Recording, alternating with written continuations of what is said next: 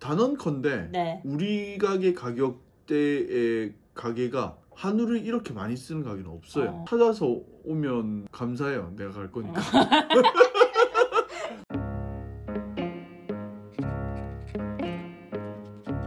식재료 자랑을 좀 해주세요. 그러면. 일단 닭소 돼지 얘기만 하자면 소는 그냥 한우를 써요. 1+ 이상. 그 우리나라에서 거의 제일 큰 유통회사에서 받았어요. 그러니까 손질되기 전 양지랑 사태를 덩어리로 받아요. 싱싱하고 좋은 한우를 씁니다. 사실은 더 뭔가 특별하고 맛있는 소를 쓰고 싶었어요. 근데 그건 너무 비싸. 뭐 우리가 객단가가 한 9,000원에서 15,000원 정도 된다고 생각하는데 손님마다 다르지만 이런 객단가에서 한우를 쓰는 것도 쉽지는 않아요. 사실 수산이나 이러면 더 맛있는 그런 게 있잖아요. 더 맛있진 않아요. 아 그래요? 그 다음에 한식이기 때문에 네. 그 최대한 국내산 재료를 쓰는 게 맞다고 생각해요. 갈비찜은 어떻게 해요? 갈비찜은 어쩔 수가 없어요. 갈비찜도 한우를 쓰고 싶어요. 아무튼 그래도 자랑이에요. 네. 그러니까 단언컨대 네. 우리 가게 가격대의 가게가 한우를 이렇게 많이 쓰는 가게는 없어요. 그러니까 있을 수가 없어요. 아예 없어요. 밥집 중에. 그거는 내가 진짜 찾아서 오면 감사해요. 내가 갈 거니까. 진짜로. 진짜 그래요. 그 한우 소고기도 사실은 그 뭐 소고기 130g이랑 송화버섯 뭐 하나 정도 썰어서 하는데 그걸 한우거든요. 우리가 12,000원이잖아요. 네. 그렇게 받는 데가 없어요. 드리기에는 양이 작아 보여서 안타깝죠. 아무튼 돼지는 어떻게 보면 타협점이고 어떻게 보면 제일 초이스를 잘한 것 같아요. 문경 약돌돼지를 쓰는데 문경 약돌돼지의 특징은 그 사료에 미네랄 성분이 엄청 많은 거정석이라는 약돌을 갈아 넣어서 돼지의 비계가 맛있어요. 미네랄 많이 먹은 돼지는 뭐 지방 성분이 쫀득쫀득하대요. 실제로 문경 약돌돼지가 다른 일반 돈에 비해서 비계가 엄청 쫀득쫀득해요. 비계가 맛있어요. 맛있는 돼지들 엄청 많죠. 뭐 크샤케이도 있고 제주도에 뭐 난충맛돈도 있고 뒤록돼지도 있고 그 이베리코도 있고 뭐 많은데 비싸요. 너무 비싸요. 문경 약돌돼지는 일반 돼지들에 비해서 가격이 뭐 한 10% 정도밖에 더 안 비싸요. 근데 제육볶음으로는 문경 약돌돼지 전지가 아주 매우 훌륭합니다. 발품 파셔서 찾아내셨어요? 그냥 좋아하던 거.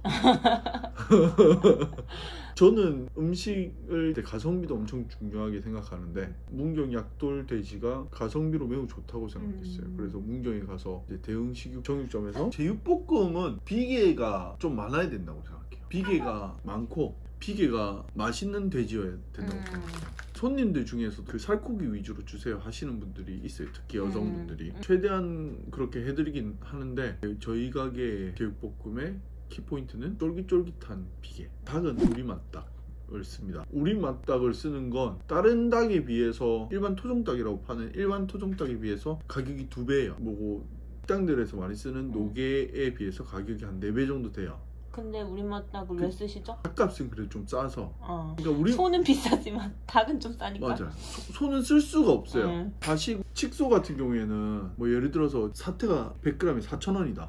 화식우는 8,000원이에요. 그 다음에 또 뭐 등심 우리가 많이 사 먹죠. 100g에 마트에서 뭐 9,000원이다. 화식우는 막 18,000원, 2만원이에요. 그 우리맛닭이 2배인 거랑 단위가 다른 거예요. 600원, 1,300원 일 때는 1,300원을 쓸 수 있는데 9,000원, 18,000원일 때는 18,000원짜리 못 쓰지. 반찬 달아. 김치는 최근에 한번 담았는데 손님들이 좋다고. 맛있더라고요.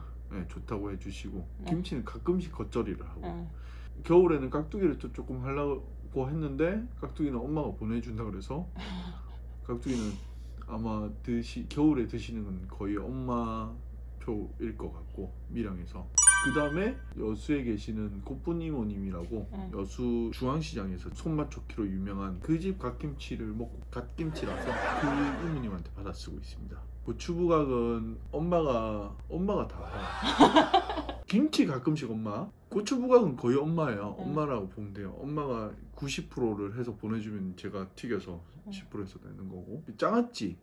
장아찌는 엄마가 만들어 주는 게 한 8, 90% 가끔씩 제가 만들어요. 뭐 예전에 저번에 송화버섯 장아찌라든지 이번에 톳장아찌라든지 이런 걸 특이한 장아찌를 만들어 보고 싶을 때 제가 만들고 일반적인 마늘, 들깻잎, 고추장아찌는 엄마가 만들어서 줘요. 네, 맛을 좀 아시는 분들도 엄마께 맛있다고 많이들 하세요. 판매를 해달라고 하시는 분들도 많은데 엄마가 만드는 거라서 판매를 할 수는 없습니다.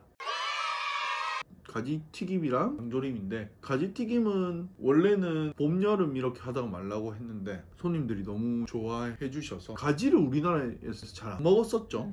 근데 이제 중식 가정식이랑 들어오면서 이탈리안도 많이 보편화되면서 가지를 많이 먹기 시작했고, 우리는 이때까지 가지를 거의 쪄 먹었는데 튀긴 게 훨씬 맛있거든요. 튀긴 가지를 잘 어울리는 소스에 묻혀서 내니까 손님들이 많이 좋아하셔서 이게 인기 메뉴가 돼버렸고, 그래서 다른 걸로 대체를 했었는데 몇 번 네, 반응이 가지만 한 게 없어가지고 아직 못 찾아가지고 아직 못 찾아서 계속 하고 있고, 겨울에도 아마 가지값이 올라도 가지를 계속 튀기지 않을까. 젓갈은 가게 차리기 전에 광천 토굴이 유명해서 그냥 그 광천에 있는 젓갈집이 다 돌아다녔죠. 제일 맛있는 집이 한 군데 있어서 그 집에서 받아 쓰고 있습니다. 근데 그 이모도 참 좋아요.